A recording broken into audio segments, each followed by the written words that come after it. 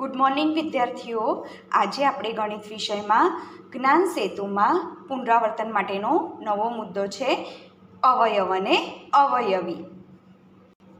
તો જુઓ, અવયવ એટલે શું અને અવયવી એટલે શું?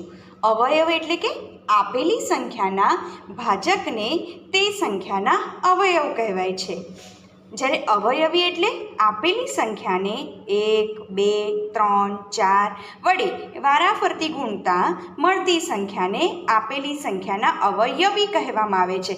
અવયવી એટલે કે ટૂંકમાં તેને આપણે ઘડિયો તરીકે પણ ઓળખી શકીએ, એટલે કે 1 એકા 1, 1 દુ 2, 1 તારી 3, 2 એકા 2, 2 દુ 4, 2 તારી 6, 2 ચોક 8, બરાબર। 4, 6, 8, 10, 12, 14, 16 આ તે બધા બેના અવયવી છે। બેના અવયવ એટલે બેનો ઘડિયો જ, ત્રણના અવયવી એટલે ત્રણનો ઘડિયો, બરાબર છે।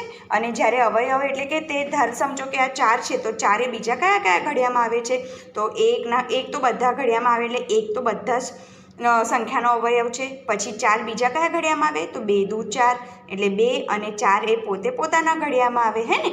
એટલે કે 4 કયા કયા ઘડિયામાં આવે છે? 1 તો ખરો, પણ બીજા કયા ઘડિયામાં આવે છે? તો 2ના, 2 દુ 4 અને આ 4, એટલે આ બધા 4ના અવયવ કહેવામાં આવે છે। અને અવયવી એટલે કે જે આંકડો આપ્યો હોય તે આંકડાનો આખો ઘડિયો લખો એટલે તેને અવયવી કહેવામાં આવે છે। અવયવોની સંખ્યા મર્યાદિત છે, એટલે કે તેને આપણે મર્યાદિત સંખ્યામાં, એટલે કે જો સમજો કે આ 16 છે, બરાબર, તો 16 કયા કયા ઘડિયામાં આવે છે? 16ના અવયવ લખો એવું કહ્યું છે, તો 16 કયા કયા ઘડિયામાં આવે તે ઘડિયો લખવાનું, એટલે 1 તો હોય જ, પછી 2 × 16, હે ને? 3ના ઘડિયામાં 16 ના આવે, 4 ચોક 16, હા, 8 દુ 16 અને 16 એકા 16, એટલે આ જેટલા ઘડિયામાં 16 આવે છે તે બધા 16ના અવયવ કહેવાય। એટલે બસ આપણે આ સંખ્યા ગણી શકીએ છીએ, 1, 2, 3, 4, 5, એટલે કે આ 5 જણ, એટલે કે આ જે 4 સંખ્યા છે તે 16ના અવયવ છે, એટલે કે ગણતરી કરી શકીએ છીએ, એટલે તે અવયવોની સંખ્યા મર્યાદિત જ છે। એટલે આપણે અવયવ કરવાનું કે તો તેને આપણે ગણી શકીએ છીએ કે આટલા જ, કે કોઈ સંખ્યાના 5 જ અવયવ મળે, કોઈ સંખ્યાના 2 જ અવયવ મળે છે, કોઈ સંખ્યાના 4 અવયવ જ મળે છે, તો એને આપણે ગણતરી કરી શકીએ છીએ, એટલે તેની સંખ્યા મર્યાદિત છે। જ્યારે અવયવીની સંખ્યા મર્યાદિત નથી, એટલે ઘડિયાની ગણતરી લાંબી ને લાંબી ચાલતી જ રહે છે। હવે અહીંયા જુઓ, 2 એકા 2, 2 દુ 4, 2 તારી 6, 2 ચોક 8, 2 પંચા 10, 2 છંગ 12, 2 સિત્તા 14, 2 અઠ્ઠા 16, હજી એમાં ઉમેરો તો 2 અઠ્ઠા 16, પછી હશે 2 નવા 18, 2 દાન 20, હજી 2 ઉમેરતા જાઓ, દરેક આંકડામાં 2 ઉમેરતા જાઓ, સંખ્યા તમને આગળ ને આગળ મળતી જ જશે। 2ના અવયવી છે એટલે દરેક આંકડામાં 2 ઉમેરતા જવાનું। 3ના અવયવ કે તો 3ના આંકડામાં 1 1 3 3 3 3 ઉમેરતા જાઓ, એટલે લાંબી સંખ્યા આપણને ઘણી સંખ્યાઓ મળતી રહેશે કે જે મર્યાદિત નથી, તેને ગણતરી કરી શકાતી નથી, સંખ્યા નવી ને નવી આપણને મળતી જ રહે છે। એટલે અવયવીની સંખ્યા મર્યાદિત નથી, જ્યારે અવયવોની સંખ્યા મર્યાદિત છે, બરાબર। ત્યારબાદ છે સંખ્યાનો અવયવ સંખ્યા જેટલો કે તેનાથી નાનો હોય છે। એટલે તમને અહીંયા હું સમજાવું ને, જો આ 16 છે તો 16નો સૌથી નાનો અવયવ એટલે 1 તો છે જ, પણ એ 16 એ સૌથી મોટો કહેવાય। આ અવયવ જ્યારે શોધવામાં આપે ત્યારે 1થી શરૂઆત થાય અને અંત ક્યાંથી આવે? એ સંખ્યા પોતે જ પોતાનો સૌથી મોટો અવયવ તરીકે ઓળખાય છે, બરાબર। એની પછીના જે એના અવયવ છે તે બધા એના કરતાં નાના હોય છે, તે તમને આ મુદ્દામાં સમજાવવા માગે છે। ત્યારબાદ સંખ્યાનો અવયવી સંખ્યા જેટલો કે તેનાથી મોટો હોય। હવે હું તમને સમજાવું ને કે અહીંયા 2ના અવયવી છે, આ બધા 2ના અવયવી છે, એટલે શરૂઆત 2થી થઈ, આંકડા પોતે જે આપણે 2નો અવયવ પૂછ્યો છે, એટલે 2 એ અવયવી એ સૌથી પોતાનો નાનો અવયવ છે, પણ જેમ જેમ સંખ્યા આગળ 2 ઉમેરતા જાઓ તો મોટી થતી જાય છે, એટલે એમાં મોટો અવયવી આપણે શોધી શકતા નથી, એ અમર્યાદિત છે। એટલે અહીંયા લખ્યું છે, જો સંખ્યાનો અવયવી સંખ્યા જેટલો કે તેનાથી મોટો હોય છે।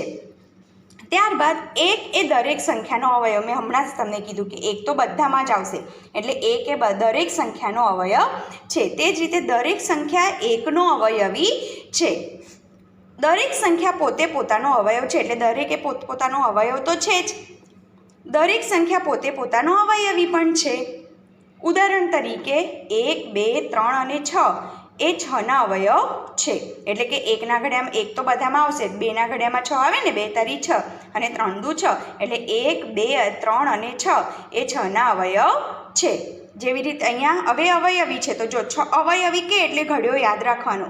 તો જો અહીંયા 6ના અવયવી એટલે કે 6 એકા 6, 6 દુ 12, 6 તારી 18, 6 ચોક 24, 6 પંચા 30, 6 આંકડા ઉમેરતા જ જાઓ. એટલે અહીંયા ડેશ ડેશ કર્યું છે ને, એ સંખ્યાનો અંત નહીં આવે, એ 6ના અવયવી છે.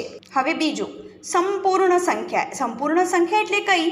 જે સંખ્યા માટે તેના બધા અવયવોનો સરવાળો તે સંખ્યા કરતાં બમણો થાય તો તે સંખ્યાને સંપૂર્ણ સંખ્યા કહેવાય. તો તમને અહીંયા ઉદાહરણ આપ્યું છે 6ના અવયવ. તો હમણાં આપણે જોયું ને ઉદાહરણમાં 1, 2, 3 અને 6 એ 6ના અવયવ છે. હવે અહીંયા તમને સંપૂર્ણ સંખ્યા છે તે ચેક કરવી છે. તો કેવી રીતે ખ્યાલ આવશે?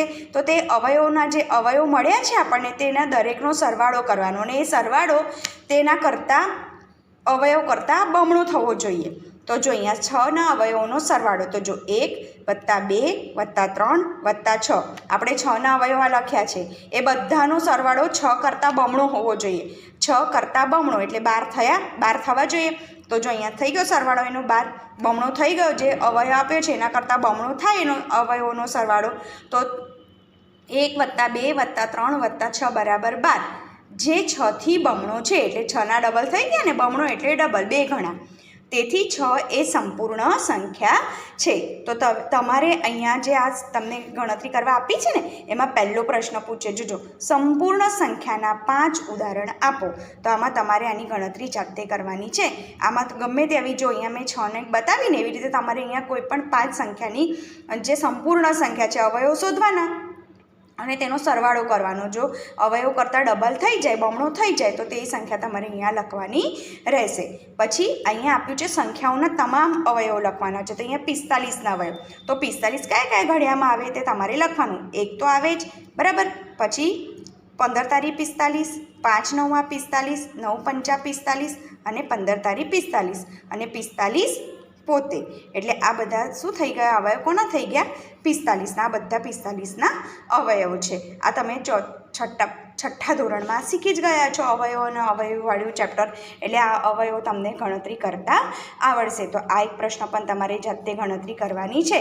હવે ત્રીજા પ્રશ્નમાં છે તો અવયવી. અવયવી એટલે એકદમ સહેલું. અહીંયા જે આંકડા આપ્યા છે તે આંકડાના ઘડિયા લખવાના છે, પણ તમને પ્રથમ 5 જ કીધું છે એટલે તમારે ઘડિયો 5 જ સુધીનો લખવાનો. જો અહીંયા 7 છે તો 7ના પ્રથમ 5, તો 7 એકા 7, 7 દુ 14, 7 તારી 21, 7 ચોક 28 અને 7 પંચા 35. બસ આપણે પ્રથમ 5 જ કીધા છે એટલે પ્રથમ 5 7ના અવયવ 35 સુધી લખવા પડે, બરાબર. એવી રીતે 18નો ઘડિયો 5 સુધી એટલે 18 પંચા 90 સુધી જવાનું. એટલે પ્રથમ 5 એટલે 5 જ સુધીનો એનો ઘડિયો લખવાનો. ત્યારબાદ અહીંયા જોડકા આપેલા છે. જો 39, તો અહીંયાથી 39 કોનો અવયવી છે?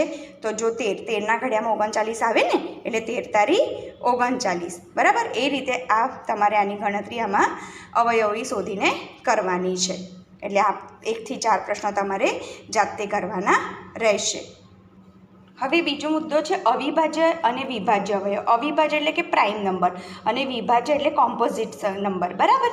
હવે અવિભાજ્ય એટલે કઈ સંખ્યા કે જેના ફક્ત 2 જ અવયવ પડે, બરાબર. જો અહીંયા તમને ઉદાહરણ આપેલું છે. 1 એ અવયવ અને અવયવી, બરાબર. 1 તો એ અવયવ, ત્યારબાદ છે 2, તો 2ના ફક્ત 2 જ અવયવ પડે છે. 1 તો ખરો અને 2 પોતે, એટલે એ બીજા કોઈ ઘડિયામાં આવશે નહીં. એટલે 2 એ અવિભાજ્ય સંખ્યા થઈ ગઈ, કારણ કે 2ના અવયવની સંખ્યા 2 જ છે. જો છે ને અવયવની સંખ્યા અહીંયા 2 જ છે એટલે 2 કયું કહેવાય? કયો અવયવ કહેવાય? તો અવિભાજ્ય અવયવ. અને ત્યારબાદ આવે છે 3, તો 3ના પણ 2 જ અવયવ છે, 1 અને 3 પોતે. એના પણ અવયવની સંખ્યા 2 જ છે એટલે એ પણ અવિભાજ્ય અવયવ. ત્યારબાદ 4, તો જો 4ના અવયવ કેટલા પડ્યા છે? 3. 2 કરતાં વધારે, હે ને? 2 કરતાં વધી જાય ભલે ને 3 થાય, 2 કરતાં વધી ગયા ને તો આ જે છે 4 તે કઈ સંખ્યા કહેવાય? વિભાજ્ય. વિભાજ્ય એટલે શું? 2 થી વધુ જેના અવયવ હોય તો તે સંખ્યાને વિભાજ્ય સંખ્યા કહેવાય. અને જે સંખ્યાના 2 થી ઓછા અવયવ, 2 અથવા 2 થી ઓછા હોય, હે ને, તો તેને અવિભાજ્ય સંખ્યા કહેવાય. એવી રીતે અહીંયા 5, તો 5ના અવયવ 1 અને 5 પોતે જ છે, એ 2 જ સંખ્યા થાય છે એટલે 5 પણ અવિભાજ્ય સંખ્યા આવશે. એવી રીતે 6, તો 6ના કેટલા પડશે? 1 2 3 અને 6 પોતે. આના 2 થી વધી ગયા છે અવયવ. અવયવની સંખ્યા કેટલી થઈ? 4. એટલે 6 કઈ સંખ્યા કહેવાય? વિભાજ્ય સંખ્યા. એવી રીતે 7, તો 7ના 1 અને 7 પોતે. હવે કહો 7 કયો અવયવ છે? અવિભાજ્ય કે વિભાજ્ય? તો અવિભાજ્ય. 8 તો 1 2 4 અને 8 પોતે એના અવયવોની સંખ્યા 2થી વધી ગઈ ને 4 થઈ ગઈ એટલે 8 એ કઈ સંખ્યા કહેવાય? વિભાજ્ય અવયવ કહેવાય, વિભાજ્ય સંખ્યા. એવી રીતે 9 તો જો 9ના 1 3 અને 9 2 કરતાં વધી ગયું ને 3 થયા ને અવયવની સંખ્યા 9ની કેટલી થઈ? 3 થઈ એટલે 9 પણ શેમાં આવશે? વિભાજ્ય સંખ્યામાં આવશે. એવી રીતે 10 તો 10ની 1 2 5 અને 10 પોતે 10ના પણ અવયવની સંખ્યા વધી ગઈ 4 થઈ ગઈ એટલે 10 પણ કઈ સંખ્યા કહેવાય? તો વિભાજ્ય. હવે અવિભાજ્ય અને વિભાજ્ય સંખ્યામાં ખ્યાલ આવી ગયો ને? અવિભાજ્ય એટલે કે જે સંખ્યાના ફક્ત 2 અથવા 2થી ઓછા અવયવ હોય તો તેને અવિભાજ્ય અવયવ કહેવાય. અને વિભાજ્ય એટલે કઈ સંખ્યા? કે જેના 2થી વધુ અવયવ પડે, ભલે ને 3 હોય પણ 2થી વધારે સંખ્યા હોવી જોઈએ તો તેને વિભાજ્ય સંખ્યા કહેવામાં આવે છે. તે જ પ્રમાણે છે બેકી અને એકી સંખ્યા. એ બી તમને 3જા 4થા ધોરણથી તમે શીખતા આવ્યા છો, હે ને?